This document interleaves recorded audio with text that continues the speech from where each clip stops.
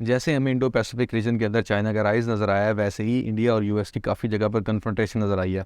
दोनों अपने world order को लेके आना चाहते हैं, उसको इम्पोज करना चाहते हैं, जिसकी वजह से नए नए अलाइंस बन रहे हैं। जिस तरह के हमें चाइनीज़ अलाइंस, जिस तरह के ब्रिक्स और एससीओ नज़र आता है, सिमिलर इसी तरीके से हमें कुछ यूएस अलाइंस जो कि चाइना को काउंटर करने के लिए एशिया पैसिफिक के अंदर बनाए गए हैं। जैसा कि ओकस डील पिछली वीडियो में हम डिस्कस कर चुके हैं, वैसे ही क्वाड की डील जो है वो साइन की गई थी।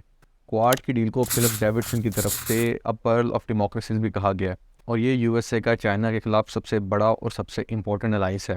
तो आज की इस वीडियो के अंदर हम ये डिस्कस करने की कोशिश करेंगे कि क्या किसी मिलिट्री कन्फ्रंटेशन की शक्ल में क्या वाकई ही क्वाड यूएसए के किसी काम आएगा, इसकी रीजंस क्या हैं, और आज के दिन इसकी इम्पोर्टेंस।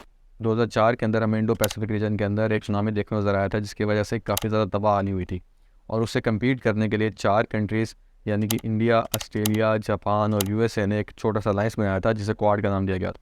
इस अलाइंस के अंदर इन तमाम कंट्रीज़ ने मिलकर इस सुनामी का सामना किया था, और उसके अंदर एक दूसरे की हेल्प की थी, और एमरजेंसी ऑपरेशन जो है वो कंडक्ट किए थे, और इस तरह इन तमाम चारों कंट्रीज़ के दरमियान एक इनफॉर्मल बॉन्डेज डेवलप होगी। लेकिन 2007 के अंदर जब मनमोहन सिंह शिंजो अबे से मिलने जापान में जाते हैं, तो वहाँ फॉर्मली तौर पर इसका आगाज़ करने की बात की जाती है। लेकिन 2008 के अंदर चारों कंट्रीज़ बैठती हैं और मिलकर एक क्वाड समिट का उसको नाम दिया जाता है, लेकिन वो इनफॉर्मल मीटिंग थी जिसके अंदर, और इस तरह 2008 में ये चारों कंट्रीज़ मिलकर बैठते हैं और इस फॉर्मल अलाइंस को हम क्वाड का नाम देते हैं, जो आज के दिन भी हमें नज़र आता है। लेकिन उस वक्त क्योंकि ये सिर्फ सुनामी के लिए बनाया गया था और उसके बाद काफ़ी ज़्यादा डिफरेंस पैदा हो गया, तो ये क्वाड काफ़ी अरसे जो है वो डिज़ोल्व रहा है। 2007 के अंदर होने वाली मालाबार एक्सरसाइज के अंदर ये चारों कंट्रीज़ मिले थे और उन्होंने उसके अंदर हिस्सा लिया था, जिसके बाद इसे एशियन नेटो का नाम भी दिया गया था चाइना की तरफ से। और ये भी एक बड़ी चीज़ थी कि चाइना के थ्रेट की वजह से और चाइना की एक डिप्लोमेटिक बैकलैश की वजह से ये चारों कंट्रीज अलग हो गए थे। इसलिए हमें क्वाड का कोई फॉर्मल तौर पर सेक्रेटरी नज़र नहीं आता। और ये मैं हूँ साम अहमद, और अगर आपने मेरा कंटेंट यहाँ तक देख लिया है तो काइंडली मेरे चैनल सब्सक्राइब करें और शेयर करें। आपके इसी सपोर्ट की वजह से मैं वीडियो बना पा रहा हूँ। लेकिन 2017 के अंदर ये चारों कंट्रीज़ एशियान के दौरान मिलते हैं आपस में और एग्रीमेंट करते हैं कि हम क्वाड को दोबारा बनाने की कोशिश करेंगे। फिर उसके बाद 2019 से 2021 के दरमियान, क्योंकि कोविड का डेज होते हैं, तो उसके अंदर ये चारों कंट्रीज़ के फॉरेन मिनिस्टर तकरीबन 4 से 5 दफ़ा मिलते हैं, और उस दफ़ा वो क्वाड को फॉर्मल तौर पर स्टार्ट करने की कोशिश करते हैं। लेकिन मामला मार्च 2021 तक रुक जाते हैं। मार्च 2021 के अंदर फॉर्मली तौर पर ऑनलाइन चारों कंट्रीज़ के जो स्टेट रिप्रेजेंटेटिव्स हैं वो इकट्ठे होते हैं और एक ऑनलाइन समिट करते हैं, और ये क्वाड की फॉर्मली तौर पर पहली समिट होती है। इस समिट के अंदर चाइना का बिल्कुल भी जिक्र नहीं किया जाता, बल्कि 4 से 5 प्रिंसिपल हैं जिनके ऊपर सारी बात की जाती है। सबसे पहला प्रिंसिपल तो ये होता है कि हम इंडो पैसिफिक रीजन को ओपन रखेंगे, फ्री रखेंगे, वैल्यू बेस्ड रखेंगे और डेमोक्रेसी को प्रमोट करेंगे। तो इन चारों चीज़ों के ऊपर ये अलाइंस जो है वो फॉर्मली तौर पर बन जाता है। इस टाइम की पहली जॉइंट स्टेटमेंट, जिसे स्पिरिट ऑफ क्वाड का नाम भी इन्होंने दिया था, वो आती है, और उसके अंदर एक फॉर्मल प्लान होता है। फिर उसके 4 महीने बाद सितंबर 2021 के अंदर मोदी साहब जाते हैं और एक फिज़िकली दूसरी समिट होती है। 1 साल के अंदर ही मतलब 2 समिट करवा दी जाती हैं, और इस तरह ये क्वाड जो है वो फॉर्मली तौर पर स्टार्ट हो जाता है।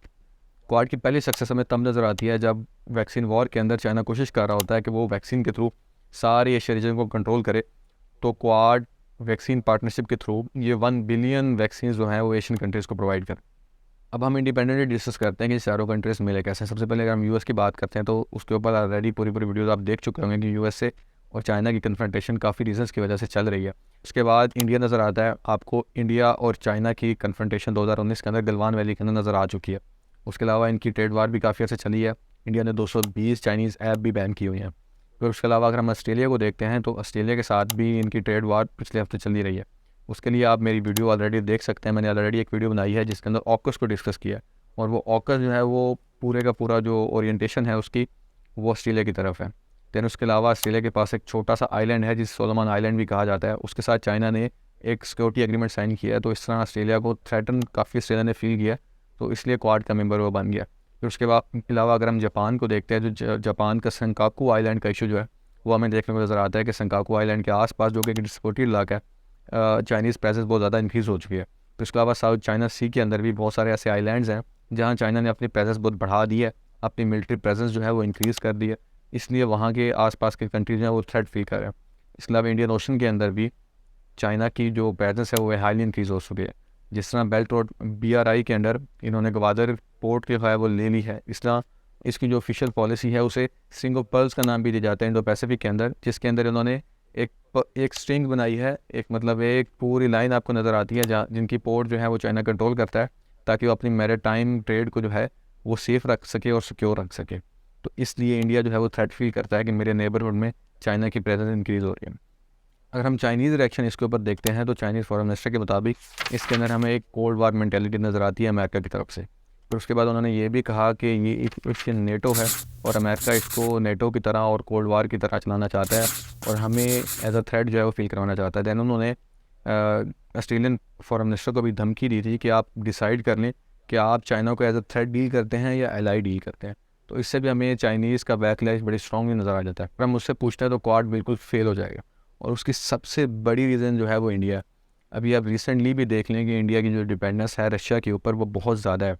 उनके T-90 और 91 जो टैंक्स हैं वो कम्प्लीटली तौर पर रशियन मेड है। S-400 को देख लें, आप Su-30 तैयारी को देख लें और उनकी जो मिलिट्री इक्विपमेंट है एक अंदाजे के मुताबिक 92% रशियन मेड है। तो वो रशिया को रिप्लेस नहीं कर सकते। तो जैसे ही यूक्रेन रशिया वार शुरू हुई तो पूरी दुनिया ने रशिया के ऊपर सैंक्शंस लगाई और उसको कंडेम किया। तो ना ही इंडिया ने रशिया के ऊपर सैंक्शंस लगाई और ना ही उन्होंने रशिया को कंडेम किया।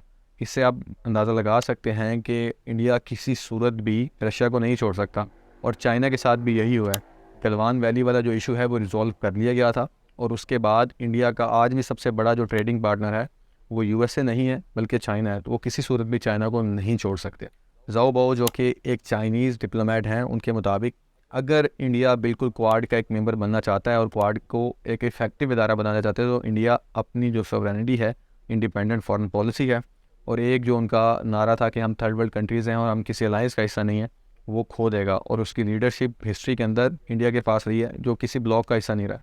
तो इंडिया अपना ये एक हिस्टोरिकल लेवरेज है फॉरेन पॉलिसी के अंदर वो कम्प्लीटली लूज़ कर देगा और अपनी फॉरेन पॉलिसी को यूएसए के हवाले कर देगा, जो कि इंडिया कभी करेगा नहीं।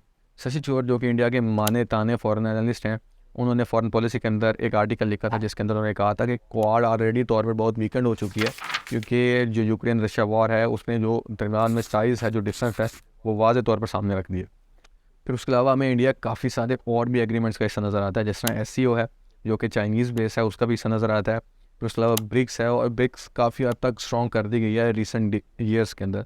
तो ब्रिक्स की स्ट्रेंथ की वजह से हमें पता चल रहा है कि क्वाड के अंदर जो एक स्ट्रेंथ है वो ऑलरेडी वीक हो चुकी है। तो इस तरह ऑलरेडी जो चाइनीज़ अलाइंस का हिस्सा अगर इंडिया है तो वो क्वाड के अंदर किसी भी सूरत में उस तरह शिरकत नहीं करेगा।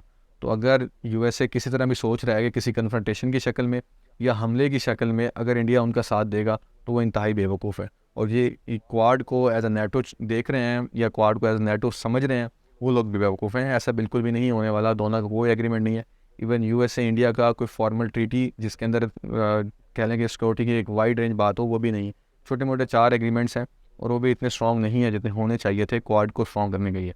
वीडियो के अख्ताम में मैं यही कहूँगा कि क्वाड की जो स्ट्रेंथ है वो इसका शेयर साइज़ है, क्योंकि इसके अंदर 2 दुनिया की बड़ी डेमोक्रेसीज़ और दुनिया की 2 बड़ी इकॉनमीज़ यानी कि इंडिया और यूएसए मौजूद हैं। लेकिन इसकी जो सबसे बड़ी वीकनेस है वही इसकी सबसे बड़ी स्ट्रेंथ है, यानी कि ये चारों कंट्रीज़ के जो इंटरेस्ट हैं वो बहुत डिफरेंट है, लेकिन जो एक ही बाइंडिंग फोर्स है वो चाइना है। तो कब तक ये चाइना की वजह से एक दूसरे के साथ मिलकर रहेंगे? और हो सकता है क्योंकि एक इकनॉमिक डिपेंडेंस चाइना की इन कंट्रीज़ के ऊपर बहुत ज़्यादा है। आप अगर जापान को देखेंगे तो जापान का सबसे बड़ा ट्रेडिंग पार्टनर जो है वो चाइना है और इंडिया का सबसे बड़ा ट्रेडिंग पार्टनर भी चाइना है। और एशिया के जितने कंट्रीज़ हैं उनका सबसे बड़ा ट्रेडिंग पार्टनर, चाहे वो पाकिस्तान हो, कंबोडिया हो, कोई आप कंट्री उठा लें एशिया का, उनका सबसे बड़ा जो ट्रेडिंग पार्टनर है वो चाइना है। तो क्वाड की स्ट्रेंथ तो इसी बात के ऊपर थी कि वो किसी तरीके से एक पोलराइजेशन क्रिएट करे, जो कि बिल्कुल नहीं है। और ओवर डिपेंडेंस की वजह से चाइना के अगेंस्ट को जाएगा नहीं।